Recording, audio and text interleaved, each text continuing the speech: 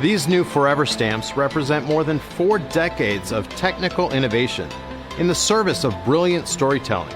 ILM's been evolving their technology and contributing to our beloved droids all the way from the beginning. The droids on stamps is amazing because when we're designing these droids, we never really know if audiences will connect with them. And the fact that they're being embraced broadly just makes me smile, because ultimately that's what we want to do, is we want to create designs that are very memorable, that connect with audiences. I've been in Star Wars since day one, out in Tunisia in 1976.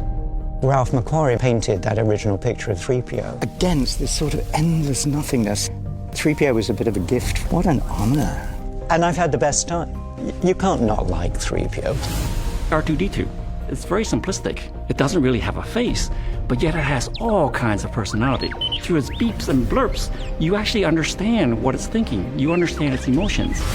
BB-8 was a particularly hard challenge, and it was an R2 unit but with a ball underneath. And so we started to design the BB-8 thinking that it should be a ball of some kind, and then going very simple in terms of design to make it very endearing. And then amazingly, the creature department actually figured out a way to make it practical, actually make it work, and made it a reality. Deals, in some ways, was reminiscent of a droid back for the Padres, which was very much the same idea, which was a ball with a head, like a lamp head. The beauty of Dio is that the execution is so elegant, it is so simplistic that it's a nice counterpart to BB-8. Alan Tudyk performed the motion and the voice for K2SO, and that was a perfect blend where you had a strong performance by a human actor infused with a design aesthetic that actually tied in very closely with the story demand for what the character needed to be. L3 was performed by Phoebe Waller-Bridge, and by using her amazing performance and her posture and her voice acting combined with the digital creation, created an incredibly memorable character. The IG-11 droid is very mechanical. It is a distinctly robotic droid in terms of its hinge points and its joints. And we actually lean into the mechanicalness of it, where its body could rotate 360 degrees, where its arms could rotate.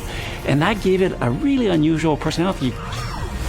2-1-D is a fascinating design for a droid because once it started to speak, you understood that this was a very caring robot. It wasn't just a scary robot. The Gonk droid is an incredibly endearing character. It's very simplistic. It's like a children's sketch. You can connect with it because it is so simple. I really love Chopper because he's sort of a rougher, grittier version of R2-D2, a droid with attitude, personality. For instance, there are arms that pop out of his head that could be very expressive, which I absolutely love.